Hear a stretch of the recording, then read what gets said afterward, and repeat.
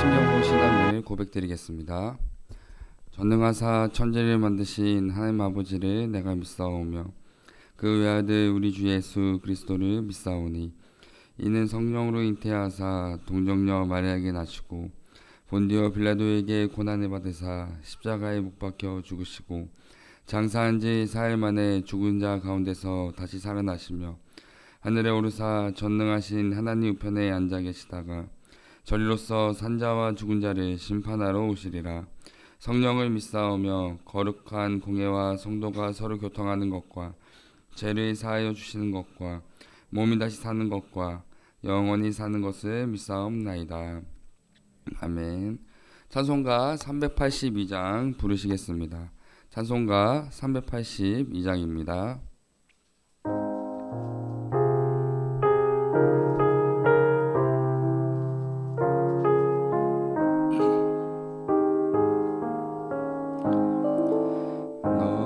심 걱정 말아라 주 너를 지키리 주 날개 밑에 거하라 주 너를 지키리 주 너를 지키리 아무 때나 어디서나 주 너를 지키리 늘 지켜주시리 어려워 낙심될 때에 주 너를 지키리 위험한 일을 당할 때 주 너를 지키리 주 너를 지키리 아무 때나 어디서나 주 너를 지키리 늘 지켜주시리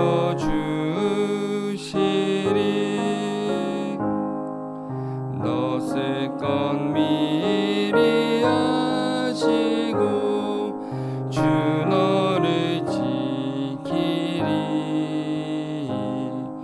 구하는 것을 주시며 주 너를 지키리 주 너를 지키리 아무 때나 어디서나 주 너를 지키리 늘 지켜주시리 어려운 시험 당해도 주 너를 지키리 구주의 품에 거하라 주 너를 지키리 주 너를 지키리 아무 때나 어디서나 주 너를 지키리 늘 지켜주시리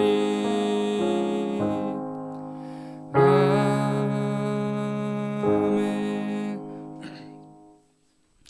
이 시간 함께 나눌 하나님의 귀한 말씀은 마태복음 14장 22절에서 36절까지의 말씀입니다.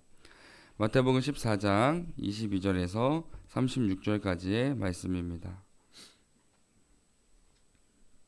제가 봉독해 드리겠습니다.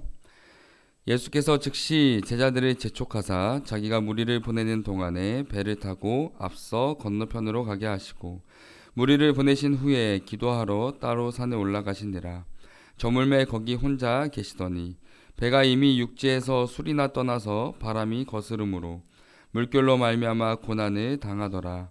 밤 사경에 예수께서 바다 위로 걸어서 제자들에게 오시니 제자들이 그가 바다 위로 걸어오심을 보고 놀라 유령이라 하며 무서워하여 소리 지르거늘 예수께서 즉시 이르시되 안심하라 나니 두려워하지 말라.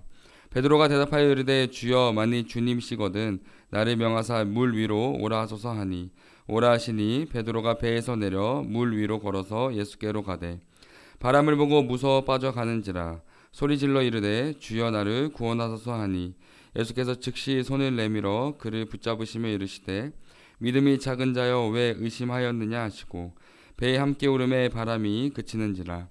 배에 있는 사람들이 예수께 절하며 이르되 진실로 하나님의 아들이로소이다 하더라.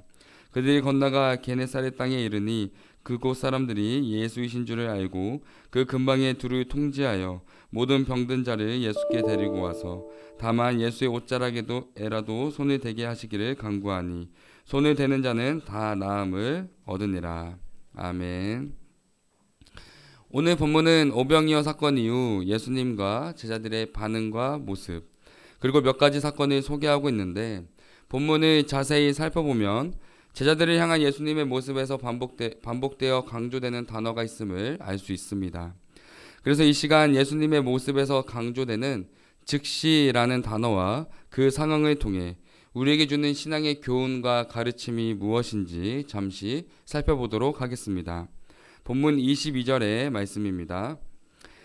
예수께서 즉시 제자들을 재촉하사 자기가 무리를 보내는 동안에 배를 타고 앞서 건너편으로 가게 하시고 22절에서 예수님은 오병이어의 사건 이후 제자들을 재촉하여 무리에게 멀어지게 하십니다. 왜냐하면 우리가 잘 알다시피 예수님의 기적을 직접 체험한 무리들은 예수님을 왕으로 삼고자 하는 분위기가 조성되었고 제자들은 그런 무리들의 반응과 분위기에 취해 있었기 때문입니다. 그런데 여기서 주목할 것은 예수님은 그 즉시 제자들을 무리에게서 멀어지게 하셨다는 것입니다. 왜 그러셨을까요?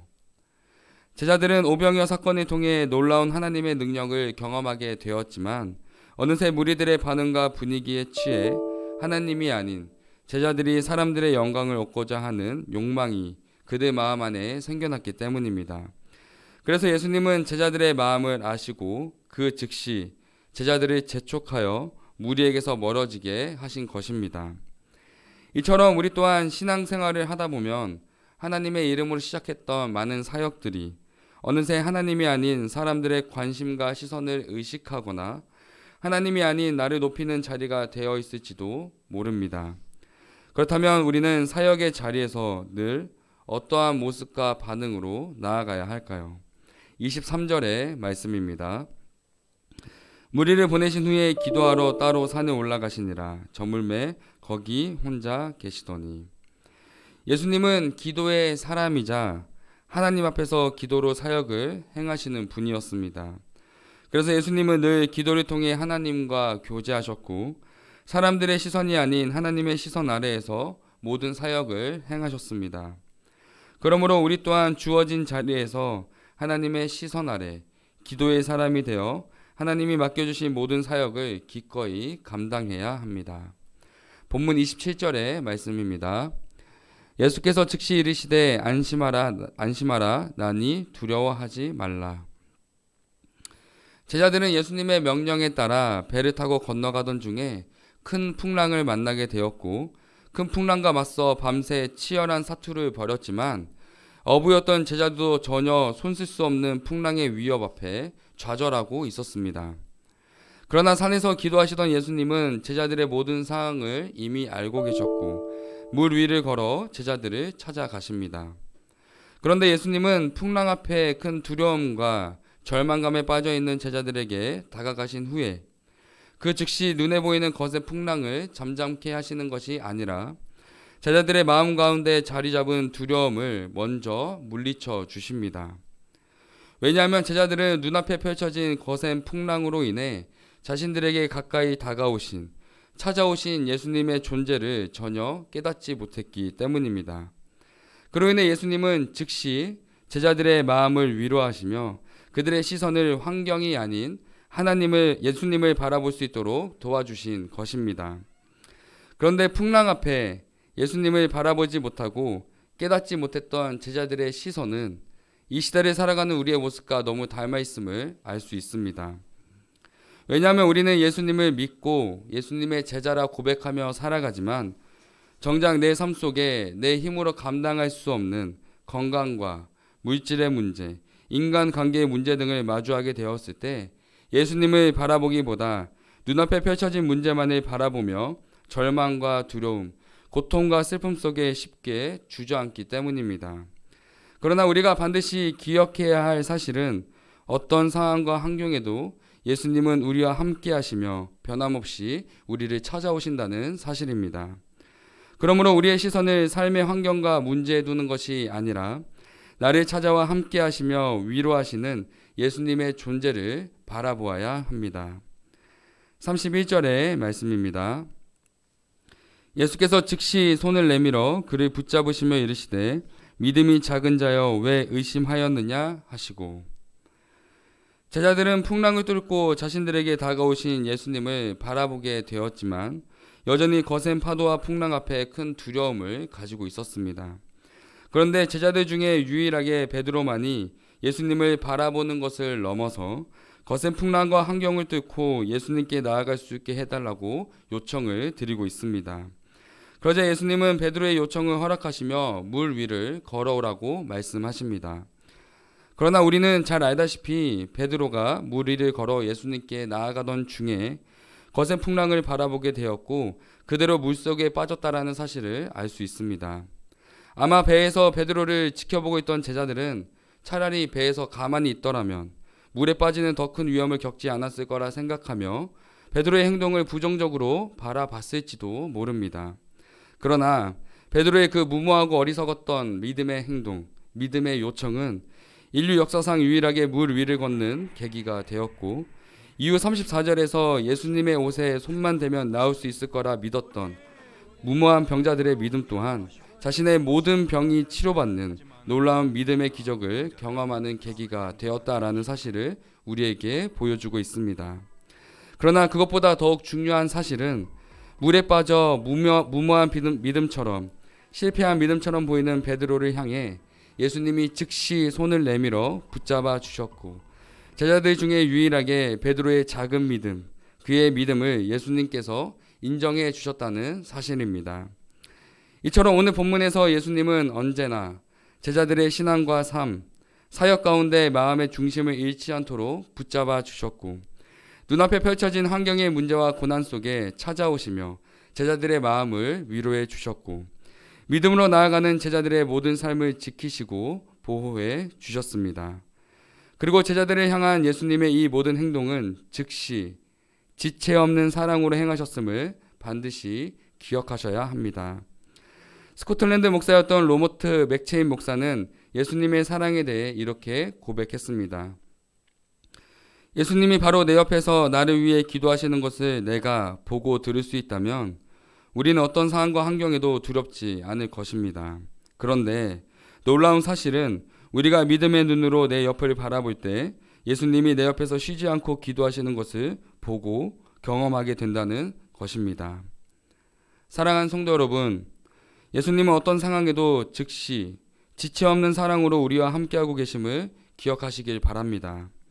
그러므로 오늘 하루 주어진 삶의 모든 자리에서 예수님과 동행함으로 믿음의 삶, 믿음의 시선으로 살아가는 참된 제자의 모습이 되시기를 예수님의 이름으로 사랑하고 축복합니다. 기도하겠습니다. 사랑의 하나님, 오늘 하루를 허락하시고 예배의 자리로 이끌어 주심에 감사합니다. 하나님, 우리의 시선이 눈앞에 펼쳐진 환경을 바라보는 것을 넘어 우리와 언제나 함께 하시는 하나님을 바라보게 하시고 우리의 마음이 두려움과 염려가 아닌 하나님이 주시는 평안과 사랑을 품게 하시며 우리의 걸음이 나의 힘과 방법이 아닌 창조주 하나님 앞으로 늘 나아가는 믿음의 걸음이 될 수 있도록 도와주시옵소서. 우리는 연약하지만 우리의 마음과 기도가 예수님을 닮아가게 하시고 우리의 모습을 통해 하나님의 살아계심을 온전히 증거하는 제자된 삶을 살아갈 수 있도록 도와주시옵소서. 우리의 죄된 본성과 연약함에도 우리를 먼저 사랑하시되 끝까지 사랑 아래 품어주시는 예수 그리스도의 이름으로 기도드립니다. 아멘. 하늘에 계신 우리 아버지여, 이름이 거룩히 여김을 받으시오며 나라에 임하옵시며 뜻이 하늘에서 이루어진 것 같이 땅에서도 이루어지이다. 오늘날 우리에게 일용할 양식을 주옵시고 우리가 우리에게 죄 지은 자를 사하여 준 것 같이 우리의 죄를 사하여 주옵시고 우리를 시험에 들게 하지 마옵시고 다만 악에서 구하옵소서. 대개의 나라와 권세와 영광이 아버지께 영원히 있사옵나이다. 아멘. 들으신 말씀을 기억하며 함께 기도하겠습니다. 첫 번째 기도 제목은 나와 동행하시는 예수님을 늘 바라보며 닮아가는 제자 되게 하옵소서. 두 번째 기도 제목은 코로나의 재확산으로부터 교회와 성도님들의 건강을 지켜 주옵소서. 세 번째 기도 제목은 타국에서 복음을 증거하시는 선교사님들의 사역과 삶을 지켜 주옵소서. 이렇게 세 가지 기도 제목을 놓고 함께 기도하신 후에 각자 개인 기도하시고 돌아가도록 하겠습니다. 기도하겠습니다. 사랑의 하나님 감사합니다. 하나님